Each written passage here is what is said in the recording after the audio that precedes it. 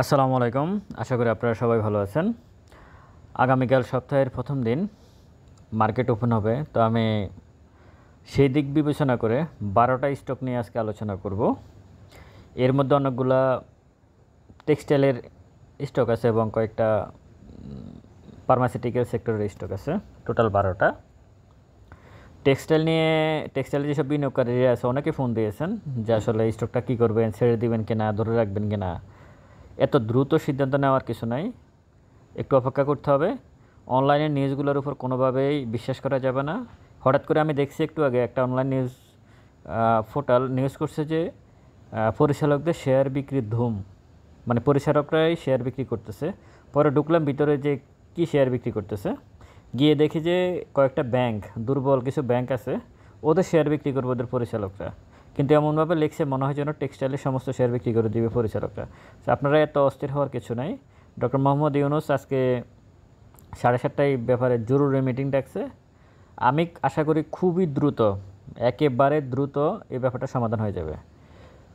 টেকনিক্যালিও সমাধান করা যাবে, আসলে আলোচনার মাধ্যমে সমাধান করা যাবে। টেকনিক্যালি কীভাবে, সেটা হচ্ছে আমেরিকা থেকে যদি আমরা কিছু পণ্য বাংলাদেশে নিয়ে আসি তাহলে কিন্তু অন অ্যান এভারেজ আমাদের কস্ট কমে যাবে, এটা একটা বিষয়। আরেকটা হচ্ছে সরাসরি ডক্টর ইউনূস নিজের যে ব্যক্তিত্ব আছে, নিজের যে গ্রহণযোগ্যতা আছে সারা বিশ্বে, সেটাকে কাজে লেগেই উনি এই বিষয়টা কমিয়ে ফেলতে পারেন এবং উনি এটার ব্যাপারে খুব দ্রুত একটা পদক্ষেপ নেবেন। কোনো সন্দেহ না, আপনারা অস্থির হবেন না। সকালবেলা মার্কেটে মানে ওপেন হলে অস্থির হয়ে যাবেন না। যেটা ছাড়বেন কিনা, আপনারা অনেকেই ফোন দিচ্ছেন আমাকে, যেটা ছাড়বেন কিনা বিশেষ করে টেক্সটাইলে যেসব যাদের আছে শেয়ার আছে, তারাই খুব বেশি অস্থির হয়ে গেছেন। এত অস্থিরতার কিছু নাই। তো আর এই যে টেকনিক্যাল অ্যানালাইসিস কতটুকু কাজ করে এখন আগামীকালকে দেখা যাবে। যাই হোক, প্রথমে আমি দেশ গার্মেন্টস নিয়ে আসি। এখানে ঠিক যেভাবে আছে এখন, এখান থেকে দেশ গার্মেন্টস উঠার কথা, কিন্তু সম্ভবত দেশ গার্মেন্টস সর্বশেষ 3% সে ক্যাশ ডিভিডেন্ড দিছে, তার শেয়ারের প্রাইস হচ্ছে 72 টাকা। তাহলে 3% ক্যাশ ডিভিডেন্ড দিয়ে তার শেয়ারের প্রাইস কীভাবে 72 টাকা হয়? এখন এখানে যারা এন্ট্রি নিয়েছে তারা কিন্তু ডিভিডেন্ডকে কেন্দ্র করে এন্ট্রি নেয় নাই, তারা কিন্তু টেকনিক্যাল অ্যানালাইসিস করে এন্ট্রি নিয়েছে। আর টেকনিক্যাল অ্যানালাইসিস করে এখন যেখানে আছে, ঠিক এখন যেখানে আছে দেশ গার্মেন্টস এখান থেকে বাড়বে। এখন আগামীকালকে দেখা যাবে যে দেশ গার্মেন্টস বাড়ে কিনা। তবে এখন যে অবস্থা আছে এই অবস্থা থেকে এই স্টকটার প্রাইস বাড়ার সম্ভাবনা বেশি। প্রিভিয়াস ডেগুলোতে এইভাবেই এখান থেকে বাড়ছে। ড্রাগন শুটার ডিএসএসএল এখন যেখানে আছে ভলিউম কমে গেছে নিচে, এবং যে ক্যান্ডেলটা করছে এই ক্যান্ডেলটা থেকে শেয়ারের প্রাইস বাড়বে, এরকম অনেকবার দেখা গেছে। এখানে যেমন দেখতেছেন না যে ক্যান্ডেলটা করছে, এখান থেকে 100%, মানে টেকনিক্যাল অ্যানালাইসিসটা 100% বলা যায় না, আমি 90% বললাম। 90% টেকনিক্যাল অ্যানালাইসিস অনুযায়ী ড্রাগন শুটার এখান থেকে বাড়ার কথা, টেকনিক্যাল অ্যানালাইসিস অনুযায়ী। তো এরকম ক্যান্ডেল যেমন এর আগের ক্যান্ডেল থেকে বাড়ার কথা ছিল, কিন্তু সেটা বাড়ে না, বরং পরের দিন আবার আরেকটা সর্বশেষ ওয়ার্কিং ডে একটা লাল ক্যান্ডেল করছে। কিন্তু সে অনেকগুলো সাপোর্ট জোন, 1টা 2টা 3টা 4টা 5টা 6টা 5টা সাপোর্ট জোন কত জানুয়ারি থেকে মার্চ, এই ক্ষেত্রে সে 5টা সাপোর্ট জোনে ডাউনে অবস্থান করতেছে, একেবারে ডাউনে অবস্থান করতেছে। তার মানে এখান থেকে সে বাড়ার সম্ভাবনা আছে ড্রাগন শুটার, কোনো সন্দেহ নাই। এই 11 টাকা 40 পয়সা থেকে বাড়ার কথা, কিন্তু ডিভিডেন্ড কতটুকু দিচ্ছে? এখন এই যে হঠাৎ একটা নিউজ আসলো আমেরিকা থেকে, এরকম নিউজ ব্যাংকের ক্ষেত্রেও কিছুদিন আগে আসছে বাংলাদেশ ব্যাংক থেকে। তো নিউজের কারণে টেকনিক্যাল অ্যানালাইসিস কাজ করে কিনা, যদি না করে তাহলে আপনার টেকনিক্যাল অ্যানালাইসিস অনুযায়ী আসলে এই মার্কেটে টিকে থাকতে পারবেন, এটা সম্ভব না। আমরা হয়তো অনেকেই যারা অ্যানালাইসিস করে তারা তো ভিডিও দেওয়ার জন্য ভিডিও দেয়, কিন্তু আবার অনেকে ফেড এজেন্ট হিসেবে কাজ করে, অনেকে আপনার থেকে মান্থলি একটা টাকা নিয়ে কাজ করতেছে, খুব দ্রুত এন্ট্রি করবে, প্রফিট করে দেবো, ডাবল আইটেম করে দেবো, এরকম কথা বলে নিতে পারে। এই সব কিছু মিলে হয়তো আপনারা অনেক আবার ভিউ, যেমন আমি আমার কথাই বলি, আমি যে এই ভিডিওগুলো দিই এগুলো কি যাদের পোর্টফোলিও দেখি, আমি কিন্তু এই ধরনের স্টক আসলে যারা আমাকে দিয়ে কিনেছেন তারা অনেকটা মানে বাধ্যগতভাবে কিনেছেন আমি মনে করি, কিন্তু আমি এই ধরনের স্টক কিনে না, পার্সোনালি আমি কিনে না, ওইদিকে আমি তাকাইও না। কিন্তু ভিডিওর জন্য ভিডিও দিতে হয়, অনেক কিছু দিতে হয়। একদম সহজ সরল স্বীকারোক্তি যেটাকে বলে, এটা বলে দিলাম। তো শুধু ভিডিও দেখে দেখে শেয়ার কেনা যাবে না। এই আঁকাঝোঁকা করে করে অনেক তো হলো, তো হওয়ার পরে ফলাফল কি হলো? ফলাফল লস। যত দ্রুত প্রফিট ইয়ে করবেন ট্রেড করবেন, যত খুব স্পিডে ট্রেড করবেন তত স্পিডে হাতের টাকাগুলো হারাবেন, মূলধন হারাবেন। সো সাবধান। তো ড্রাগন শুটার এখান থেকে বাড়ার কথা। অনেকে কিন্তু প্রফিট করছে আমার জানার মধ্যে, আমার পরিচিতই যাদের সাথে যোগাযোগ আছে অনেকে প্রফিট করছে। কিন্তু এখন যারা এখানে আবার এন্ট্রি নিছে আজকে, এবং ভালো, সে কিন্তু ভালো জায়গায় জেনে বুঝে এন্ট্রি নিছে এবং ভালো জায়গায় এন্ট্রি নিছে, কিন্তু ফান্ডামেন্টালি দুর্বল কোম্পানি। তো এখন এখান থেকে কতটুকু প্রফিট করবেন, আগামীকাল কী হয় সেটা আগামীকালকের বিষয় দেখা যাবে। আশা করি পজিটিভ একটা রোল প্লে হবে। আর মার্কিন ইন্ডেক্স অনেক পড়তেছে, এই বিষয়ে আমি আসতেছি ভিডিও শেষের দিকে, আশা করি পুরো ভিডিওটা শুনবেন। আমি ভিডিও শেষের দিকে কিছু কথা বলবো যেগুলো খুবই ইম্পর্টেন্ট। ড্রাগন শুটার এখান থেকে বাড়ার সম্ভাবনা আছে। ইটিএল, ইভেন্টস টেক্সটাইল, খুবই ট্রেন্ডি আইটেম এই মুহূর্তে যে জায়গায় আছে, মানে টেকনিক্যাল ভিউ থেকে তার যে সর্বশেষ ভলিউম করছে এবং সর্বশেষ একটা সবুজ ক্যান্ডেল নিচের ভলিউমটা সবুজ, সমস্ত কিছু এবং তার ট্রেন্ড লাইনটা এমনভাবে আছে যে এখান থেকে সে যেই দিকে যাক মার্কেট সেখান থেকে আপে যাওয়ার কথাই। এখন দেখা যাক আগামীকালকে তার কী আচরণ হয়। টেকনিক্যাল ভিউ থেকে ইটিএল এখান থেকে বাড়বে, টেকনিক্যাল অ্যানালাইসিস অনুযায়ী ইটিএল এখান থেকে বাড়ার সম্ভাবনা খুবই বেশি, কারণ সে আপ ট্রেন্ডে আছে এবং সে কন্টিনিউ আপ ট্রেন্ডে আছে এবং সর্বশেষ যে ভলিউম করছে, ভলিউম কম করছে কিন্তু পজিটিভ রোল প্লে করছে, প্রাইস বাড়ছে কিন্তু ভলিউম কম। এখান থেকে অন্তত আরও 2-3টে সবুজ ভলিউম হওয়ার কথা এবং প্রাইস আরও 2-3 ধাপ আগানোর কথা, অন্তত 2-3টার উপরে সবুজ ক্যান্ডেল করার কথা, নিচেও সবুজ ক্যান্ডেল করার কথা ইভেন্টস টেক্সটাইলে। এরপর যে স্টকটা নিয়ে ফ্যাকডিল, এত সুন্দর জায়গায় আছে ফ্যাকডিল, কিন্তু তুলনামূলক অন্যান্য যে কয়েকটা নিয়ে আলোচনা করছি তার থেকে মোটামুটি খারাপ না, ভালো। ফ্যাকডিল সাপোর্ট জোন আছে 17 টাকা 40, ভলিউম কম। এই ধরনের ক্যান্ডেল থেকে সে প্রিভিয়াস রেগুলাতে বাড়ছে, দেখেন এই ক্যান্ডেলটা, প্লাস এই যে এখানে দেখেন এই ক্যান্ডেলটা, এখানে অনেকগুলো ক্যান্ডেল আছে, লাল ক্যান্ডেল সর্বশেষ, লাল ক্যান্ডেল থেকে যতগুলো সবুজ ক্যান্ডেল দেখেছেন বেশিরভাগ ক্যান্ডেলে কিন্তু এরকম করছে। সো এখান থেকে ফ্যাকডিল বাড়ার কথা, ফ্যাকডিল ভালো। এখানে 17 টাকা সে সর্বশেষ জুন ক্লোজিং শেয়ার, সে সর্বশেষ সম্ভবত 14% ক্যাশ ডিভিডেন্ড দিয়েছিল ফ্যাকডিল। তো সেই দিক বিবেচনা করে আমি মনে করি ফ্যাকডিল এখান থেকে বাড়ার একটা সমূহ সম্ভাবনা আছে এবং সে খুবই স্ট্রংলি একটা সাপোর্ট জোনে আছে। মতিন স্পিনিং পুঁজিবাজারের তালিকাভুক্ত টেক্সটাইল খাতে যতগুলো স্টক আছে 59টার মতো স্টক আছে। এর মধ্যে যদি 2টা স্টককে সবচেয়ে টপে ধরা হয় ভালো স্টক, তার মধ্যে মতিন একটা। তার শেয়ারের প্রাইস 45 টাকা, তার সর্বশেষ সে ডিভিডেন্ড দিচ্ছে 50%, মানে এর থেকে ভালো হতে পারে না। এবং তার EPS, net operating cash flow, রানিংটাও খুবই পজিটিভ। এবং সেই যে ক্যান্ডেল করছে এখন দেখেন আপনার, নিচে কোনো ভলিউমে নাই, মানে এত কম ভলিউম যে এখান থেকে সে উপরে যাওয়ার জন্য রেডি। এবং মতিন স্পিনিং এখান থেকে আপনারা আগামীকালকে টেক্সটাইল খাতের 2-3টা স্টকের দিকে একটু খেয়াল রাখবেন। কেন খেয়াল রাখবেন আমি এটা বলে দিই, সেটা হচ্ছে মতিন, এনভয়, স্কয়ার, বিশেষ করে মতিন স্পিনিংয়ের দিকে খেয়াল রাখবেন। কারণ এটা যদি দেখেন যে স্টকটাও পড়তেছে, এর সাথে সাথে অন্যান্য স্টকগুলোও পড়তেছে, দুর্বল জেড ক্যাটাগরি, বি ক্যাটাগরি যে স্টকগুলো আছে সেগুলো পড়তেছে, প্লাস এটা খুবই ফান্ডামেন্টাল একটা স্টক মতিন। এও যদি পড়া আরম্ভ করে তাহলে বুঝবেন যে ইন্টারনালি কোনো সমস্যা আছে, হয়তো কোনো পজিটিভ নিউজ কম আসার সম্ভাবনা আছে মার্কিন মূল্য থেকে, হয়তো বা আমাদের সরকার এখানে খুব বেশি পজিটিভ রোল প্লে করতে পারতেছে না। আমরা কতটুকু টেনশন আছে, আপনি শেয়ার কিনে কতটুকু টেনশন আছেন, মতিনের মালিক যারা, মতিন স্পিনিংয়ের মালিক যারা, বা এখানে বড় বড় ইনস্টিটিউট হোল্ডার যারা মার্কেটের, যারা ইনস্টিটিউট এই মতিন স্পিনিংয়ের, তারা এটাকে কী বলে আরও বেশি টেনশনে আছে শেয়ার নিয়ে। তো সুতরাং আপনার যতটুকু টেনশন তাদের টেনশন ততটুকু, তারা কিন্তু আরও বেশি খোঁজখবর রাখতেছে আসলে গভর্নমেন্ট, ডক্টর ইউনূস সরকার কী করতেছে, আজকে মিটিংয়ে কী হয়, কী আলোচনা হয়, সব কিছু নিয়ে তারা আলোচনা করবে, তারা তাদের মতো করে অ্যানালাইসিস করবে।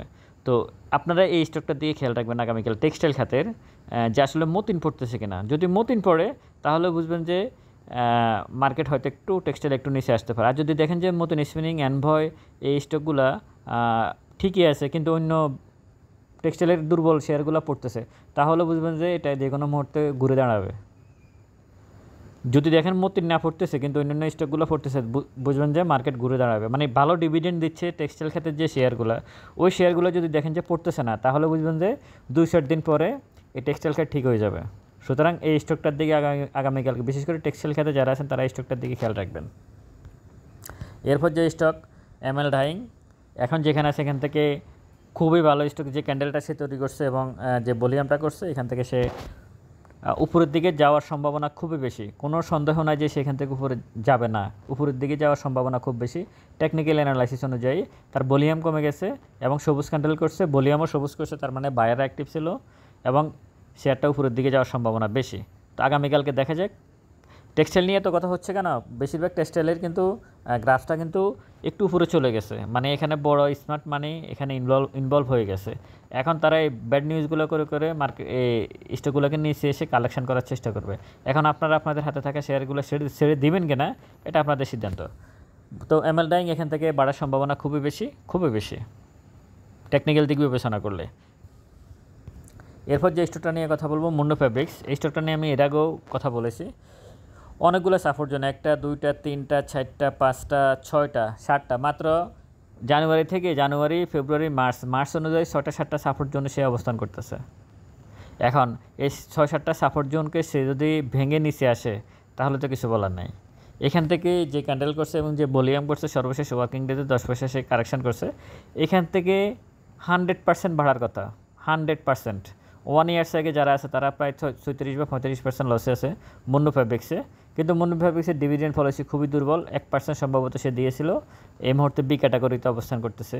আপনারা যারা এখানে এন্ট্রি নিয়েছেন তারা কিন্তু ডিভিডেন্ডের আশা কেউ এন্ট্রি নেন নাই, প্রত্যেকেই এই শেয়ারে অনেকে ইনভলভ আছে, বিশেষ করে ML dyeing, Mundo fabrics, Saiham আমি নিয়ে আসে নাই। আর হচ্ছে যে এই স্টকগুলোতে এফেক্ট ডিল, ইটিএল এগুলোতে কিন্তু অনেকেই কিন্তু এন্ট্রি নেওয়া আছে।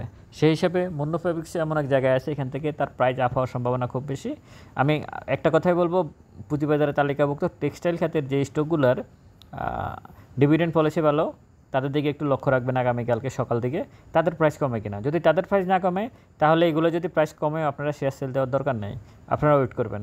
আর দেখেন 7:30 বাজে আসলে গভর্নমেন্ট থেকে কি আসে, তারা কি বলে, তার উপর আগামীকালকের মার্কেট নির্ভর করবে। মুন্ডো ফেব্রিক যেখানে আছে একেবারে সেফ জোনে।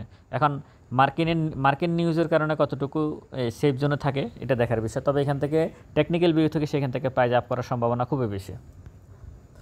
তমুজুদ্দিন টেক্সটাইল উপরের দিকে যাওয়ার ইন্টেনশন খুবই, 3-3টা সবুজ ক্যান্ডেল, 3-3টা সবুজ ভলিউম, সুতরাং তার গ্রোথ উপরের দিকে যাওয়ার সম্ভাবনা খুবই বেশি।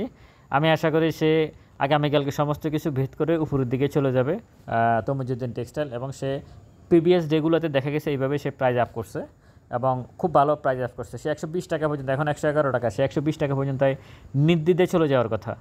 যদি নর্মাল মার্কেট থাকো সে নির্দ্বিধায় 120 টাকায় তমুজুদ্দিন টেক্সটাইল চলে যাওয়ার কথা ছিল। তবে এখানে একটা জিনিস খেয়াল রাখতে হবে, প্রিভিয়াস ডেগুলোতে হঠাৎ করে ভলিউম বাড়িয়ে যাওয়ার পরে সে কারেকশানে চলে আসছে, কিন্তু এই ক্ষেত্রে সেটা হয় নাই। সর্বশেষ কিন্তু তিনটা সবুজ ক্যান্ডেল করছে এবং 3টা ভলিউম করছে, কিন্তু সে আপ ট্রেন্ডটাকে কন্টিনিউ রাখছে, মানে কেউ সেল দেয় না শেয়ারটা। সর্বশেষ ওয়ার্কিং ডেজে কেনার জন্য অনেক চেষ্টা করা হয়েছে, কিন্তু শেয়ার সেল দেওয়া হয় নাই, শেয়ার সেল দেয় নাই কেউ, যার কারণে সে ভলিউম কম করেও পজিটিভ ছিল। ইবনে সিনা অবশ্যই ফান্ডামেন্টাল স্টক, আস্তে আস্তে জুন ক্লোজিং স্টক এন্ট্রি নেওয়া যেতে পারে। এখন যে ক্যান্ডেলটা তৈরি করছে এই ক্যান্ডেলটা সাধারণত এই ধরনের ক্যান্ডেল থেকে মার্কেট আপ হয়, যে কোনো স্টকের টেকনিক্যাল ভিউ থেকে এখান থেকে এই ধরনের ক্যান্ডেল থেকে মার্কেট আপ হয়। নিচে উইক থাকে, উপরে কোনো উইক থাকে না, উপরে বডি থাকে একটা, সেটা লাল হোক অথবা সবুজ হোক, যেই হোক না কেন, মানে এই ধরনের ক্যান্ডেলের অর্থ হচ্ছে যে সেলাররা যতই সেল দিছে বায়াররা শেয়ারটা কিনে নিয়েছে। হয়তো এখানে সেলার অনেক বেশি অ্যাক্টিভ ছিল যার কারণে ক্যান্ডেলটা লাল দেখাচ্ছে, কিন্তু বায়াররা ছিল বিদায়ী নিচে অনেক বড় একটা উইক করছে এবং ভলিউমটাও একটু নেগেটিভ, ঠিক আছে, কিন্তু আমি মনে করি এখন যেখানে আছে এখানে ট্রেডের জন্য ইবনে সিনাতে এন্ট্রি নেওয়া যেতে পারে। জিএমআই হাসপাতাল খুবই সুন্দর জায়গায় আছে, নতুন করে এন্ট্রি নেওয়ার একটা স্কোপ আছে, অ্যাভারেজ করার স্কোপ আছে, অ্যাভারেজ করা যেতে পারে। টেক্সটাইল খাত নিয়ে আরেকটু বলে দিই, সেটা হচ্ছে এই মুহূর্তে অ্যাভারেজ অথবা নতুন করে এন্ট্রি নেওয়ার কোনো স্কোপ নাই। আপনারা টেক্সটাইল খাতে এই মুহূর্তে নতুন করে অ্যাভারেজও করতে চাবেন, এন্ট্রি করতে চাবেন না, ওইটা সি মুডে থাকেন একটু। আগামী পরশু 2 দিন দেখেন টেক্সটাইল খাত কী হয়। যাই হোক, জিএমআই হাসপাতালে এখানে এন্ট্রি অ্যাভারেজ দুটোই করা যায়, আপনারা চাইলে করতে পারেন। এখানে অনেকগুলো সাপোর্ট জোন আছে এবং এখান থেকে সে প্রাইস আপ করার সম্ভাবনা খুব বেশি। লিব্রা ইনফিউশন খুবই ভালো জায়গায় আছে, এখানে প্রাইসটা অনেক বেশি, ডিভিডেন্ড ওইভাবে দিচ্ছে না, কিন্তু টেকনিক্যাল ভিউ থেকে প্রাইসটা আপ হওয়ার সম্ভাবনা আছে ফার্মাসিউটিক্যাল সেক্টরের। আপনারা এখানে দেখতে পারেন শেয়ারটা এখানে যারা অ্যান্টিনিয়ান লিব্রা ইনফিউশন আছেন আস্তে আস্তে সে উপরের দিকে যাওয়ার একটা ইন্ডিকেশন আছে। তো এখান থেকে লিব্রা ইনফিউশন উপরের দিকে যাওয়ার সম্ভাবনা আছে, ভলিউমটা খুব কম। ম্যারিকো উপরের দিকে যাওয়ার সম্ভাবনা খুবই বেশি, সে সর্বশেষ যে ক্যান্ডেল করছে উপরের দিকে যাওয়ার জন্য সেই ক্যান্ডেলটা তৈরি করছে, তার ভলিউম কিন্তু সবুজ, উপরের ক্যান্ডেলটা কিন্তু লাল। আপনারা দেখেন সর্বশেষ তার ভলিউমটা, নিচের ভলিউমটা সবুজ দেখতেছেন আর উপরের ক্যান্ডেলটা দেখতেছেন লাল। এর অর্থ হচ্ছে যে বায়াররা অনেক বেশি অ্যাক্টিভ ছিল এবং নিচে অনেক বড় একটা উইক। আমি একটু আগেই বলছিলাম যে এই ধরনের উপরে ক্যান্ডেল থেকেই সাধারণত একটা স্টক উপরের দিকে চলে যায়। তো ম্যারিকো তো অবশ্যই ফান্ডামেন্টাল, ম্যারিকো ফান্ডামেন্টাল কি ফান্ডামেন্টাল বললে আমি এই মুহূর্তে খুব বেশি ফান্ডামেন্টাল ম্যারিকোকে বলবো না। তার শেয়ারের প্রাইস হচ্ছে 2435 টাকা, সম্ভবত সে সর্বশেষ কত পার্সেন্ট ক্যাশ ডিভিডেন্ড দিচ্ছে, 400% না কত পার্সেন্ট, মানে ডিভিডেন্ডের সাথে প্রাইজের মিল থাকতে হবে, মিল না থাকলে সেটা যে কোম্পানি হোক আমি সেটাকে ফান্ডামেন্টাল বলবো না, ডিভিডেন্ডের সাথে শেয়ারের প্রাইস মিল থাকতে হবে। যাই হোক, এখন আমি যে বিষয়ে কথা বলতে চাচ্ছি সেটা হচ্ছে টেক্সটাইল নিয়ে আমি আর একটু বলতেই হবে, যেহেতু এটা নিয়ে অনেক কথা হচ্ছে, অনেক কিছু হচ্ছে, আমাকে এই বিষয়ে একটু কথা বলতেই হবে। সেটা হচ্ছে 7:30 বাজে মিটিং আছে, আশা করি আগামীকালকে মার্কেট পজিটিভই থাকবে। কিছু অনলাইন পোর্টাল আপনাদেরকে ফ্যানিক দিচ্ছে, ফ্যানিক হওয়ার কোনো স্কোপ নাই, শান্ত থাকবেন। এই 12টা স্টকে আপনারা যারা এন্ট্রি নিয়ে রাখছেন আপনারা অ্যানালাইসিস করে, টেক্সটাইলের ক্ষেত্রে এই মুহূর্তে আগামীকালকের জন্য কোনো অ্যানালাইসিস নাই, no average, no sell, no buy, শুধু দেখতে হবে যে মার্কেট কী আচরণ করে।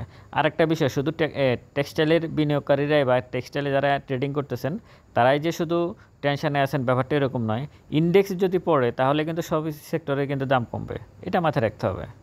আর একটা বিষয়, অনেক ভাই আমাকে দুইজন ভাই দুইটা কোশ্চেন করছেন, আমি এই বিষয়ে দুইটা কথা বলি। এক ভাই বলছিলেন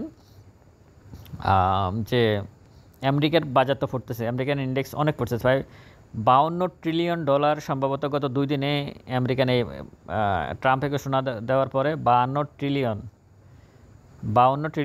মূলধন কমে গেছে আমেরিকান ইন্ডেক্সের টোটাল, মানে এটা হাওয়া হয়ে গেছে এই টাকা, এই ডলারগুলো 52 ট্রিলিয়ন।